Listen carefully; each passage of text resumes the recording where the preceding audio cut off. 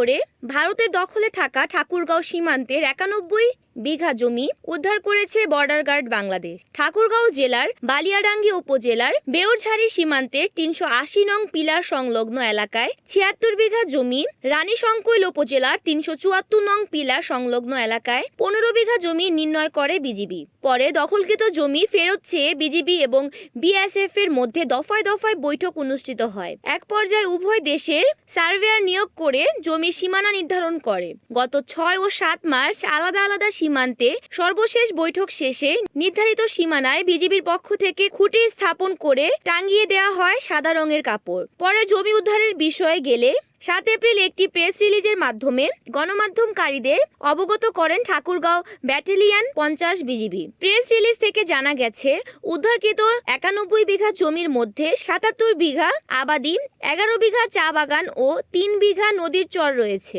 সীমান্তের নদী ঘেঁষে এই জমিগুলোতে একটা সময় বাংলাদেশিরা আবাদ করতে যেতে না পারলেও বিজিবির পক্ষ থেকে জমিগুলো উদ্ধার করায় নির্বিঘ্নে আবাদ করতে যাচ্ছে চাষিরা। তবে মাঝে মাঝেই বিএসএফ তাড়া করছে বাংলাদেশিদের। বিএসএফ এর এমন কর্মকাণ্ডে ক্ষোভ প্রকাশ করেন স্থানীয়রা। ভাই, এটা আমাদের রেকর্ডের জমি। আমার বাপ দাদু যা ছিল ওদেরও আবাদ করে, আমিও আবাদ করছিলাম। এখানে আমাদের জমি, আমরা যদি গরু ছাগল নিয়ে যাই তাহলে ভারতের বিএসএফ আমাদেরকে তাড়া করে এবং কি আমাদেরকে গুলি করে। অনেক সময় মধ্যে দৌড়াইতে আসে, বাগান পার করে আসে, আমাদেরকে গুলি করে। বাংলাদেশের জমিতেই আমরা থাকি, ইন্ডিয়াতে আমরা যাই না। বাংলাদেশের জমিতে আবাদ করতে গেলে সেখানে আমাদেরকে তাড়া করে। ঢাকার ওই পাশে আশপাশে যতগুলো জমি আছে সবগুলো কিন্তু আমরা বাংলাদেশে। এখন আমি কিন্তু গরু চড়াইতে যাই, কিন্তু বিএসএফ প্রত্যেকদিন আমাকে তাড়ায়, যাইতে দেয় না। মনে হয় যে জমিগুলো আছে এটা আমার বাংলাদেশ জমি, সে বাংলা জমিতে আমরা গরু চড়াইতে নিয়ে যাই, তখন মনে করেন যে ভারতের বিএসএফ আমাদের সবসময় তাড়া করে থাকে। এবং আমাদের যেগুলো জমিগুলো আছে এগুলো মাপে, কয়েকদিন আগে আমরা মাপে নিয়েছি বাংলাদেশের বিজিবি দ্বারা।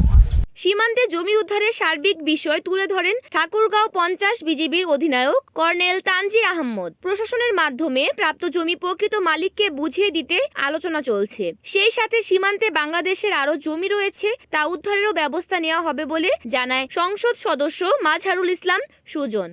ঠাকুরগাঁও ৫০ বিজিবির তথ্য বলছে, উভয় দেশের দীর্ঘ জরিপে বেউরঝাড়ি ও জগদল সীমান্তে বাংলাদেশের ৯১ বিঘা জমি উদ্ধারের পাশাপাশি ভারত পেয়েছে ২৩ বিঘার বেশি জমি।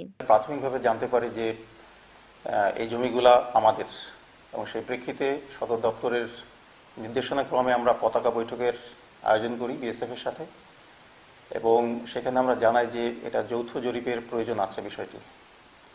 এবং পরবর্তীতে আমরা জাতীয় ভূমি রেকর্ড এবং যৌথ জরিপ অধিদপ্তরকে আমরা বিষয়টা অবগত করি।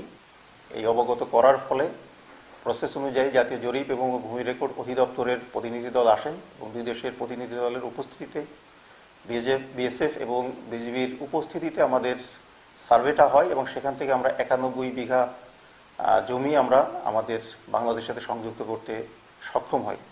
এই যে জমিগুলো ফেরত আমরা পেয়েছি সেগুলো পরবর্তীতে জেলা প্রশাসককে তারা বুঝিয়ে দিবেন, এবং জেলা প্রশাসক এসিলেটের মাধ্যমে যারা প্রকৃত মালিক, সেই মালিককে তার যেন জমিগুলো বুঝিয়ে দেওয়া হয়, সেই ব্যাপারে আমরা ইতিমধ্যে বলেছি এবং আমরা চেষ্টা করব।